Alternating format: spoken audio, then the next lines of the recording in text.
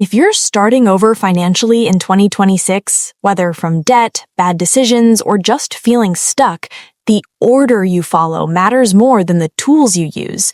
Most people jump straight into investing or side hustles without fixing their financial foundation first, and that's why they stay overwhelmed. In this video, I'm going to show you the exact financial order I would follow if I had to rebuild from zero, step by step. No fluff, no motivational speeches, just a clear, actionable system you can start using today. Let's get into it. But before we dive into step 1, you might be wondering, why do I need a step-by-step guide in the first place? Here's why. Nearly half of all adults do not have a written financial plan, budget, or strategy. And without structure, financial decisions become emotional instead of strategic. You spend when you feel good, you panic when things go wrong, you chase trends because someone on the internet made it sound easy. But here's the truth most people miss. Wealth isn't built by doing more, it's built by doing things in the correct sequence. Let me say that again. You don't need to work harder, you don't need a six-figure income, you don't even need to be a financial genius. You just need to do the right things in the right order. Because if the order is wrong, progress feels slow, even when your effort is high. Apparently, you're running on a treadmill, burning energy, going nowhere. So in this video, I'm going to give you a 3-step framework that removes the guesswork and gives you a clear path forward, whether you're starting from zero or rebuilding after a setback. Let's start with the foundation. Step 1. Stabilize. Emergency liquidity.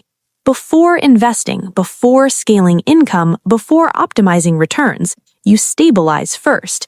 And here's what that means. Your first financial goal before anything else is to build what's called an emergency fund. This is money you can access immediately when life throws you a curveball, a medical bill, a car repair, a job loss, or whatever. Now, here's the standard advice you've probably heard before. Aim for 3 to 6 months of essential living expenses. And that's solid advice, but let's make it practical. If your essential monthly expenses are $800, which includes rent, utilities, groceries, transportation, and insurance, then your emergency fund target would be somewhere between $2,400 and $4,800. Now, I know what you're thinking. That sounds impossible. I can barely cover this month, let alone save 6 months' worth. I get it, and that's why I'm going to give you permission to start smaller. If 3 to 6 months feels unrealistic right now, start with 1 month, just $800 in this example. Because here's what most financial advisors that's wrong. They tell you the ideal target, and when you can't hit it, you don't start at all. But starting small is better than not starting at all. So start where you are, build incrementally, and don't let perfection kill progress. Now, where should you keep this money? Don't put it in stocks, crypto, or under your mattress. Keep it in a high-yield savings account, something accessible, safe, and liquid. You're not trying to grow this money, you're trying to protect yourself from panic. Because here's the truth. This is not about growth, it's about removing panic. When you have no emergency fund, every unexpected expense becomes a crisis.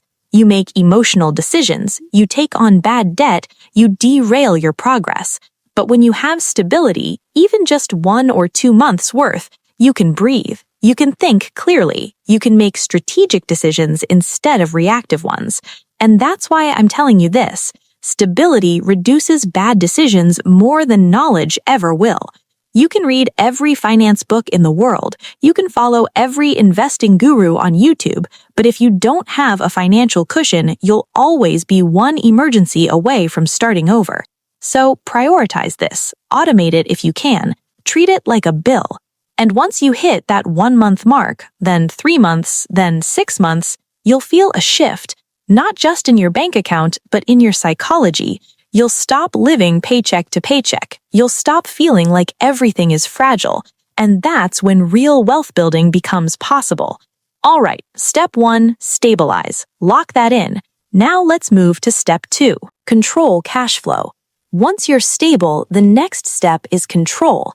And here's where most people get it wrong. They think they need a stricter budget, more discipline, better willpower, but that's not the issue. What they actually need is visibility. You can't control what you can't see. So before we talk about budgets or spending cuts, let me introduce you to a framework that's simple, flexible, and actually works. It's called the 50-30-20 rule. Here's how it breaks down. 50% of your income goes to essentials like rent, utilities, groceries, transportation, insurance, basically the things you need to survive. 30% goes to lifestyle like dining out, entertainment, hobbies, travel. These are the things that make life enjoyable for you. And 20% goes to wealth building like savings, investments, debt payoff, which are the things that create your future. Now, let me be clear, these numbers are flexible. The structure is not. If you're in debt or just starting out, you might flip it to 60-20-20. If you're further along, maybe it's 40-30-30. The exact percentages matter less than the principle, because if nothing flows toward wealth, wealth never forms. Let me give you an example. Let's say you make $2,000 a month after taxes. Using the 50-30-20 rule, $1,000 goes to essentials, $600 goes to lifestyle, and $400 goes to wealth building. That's $400 a month, $4,800 a year, going toward your financial future. Now, you might look at that and think, that's not enough to get rich. And you're right, it's not. But here's what it does do. It builds the habit of directing money toward your future. It creates momentum. It gives you optionality. And over time, as your income grows, that 20% compounds. $400 becomes $800, then $1,200, then more. But it all starts with visibility and structure. Now, here's the part most people skip. You need to track this. Not obsessively, not perfectly, but consistently. Use a simple spreadsheet, an app like Mint, or use pen and paper if that's your thing.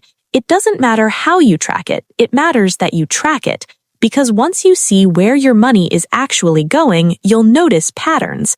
You'll see the $8 subscription you forgot to cancel, the $150 you spent on takeout without realizing it, the small leaks that add up to big losses. And that's when control becomes power.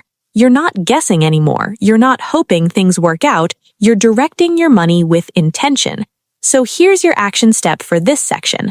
Pull up your last month of expenses and categorize them into essentials, lifestyle, and wealth building.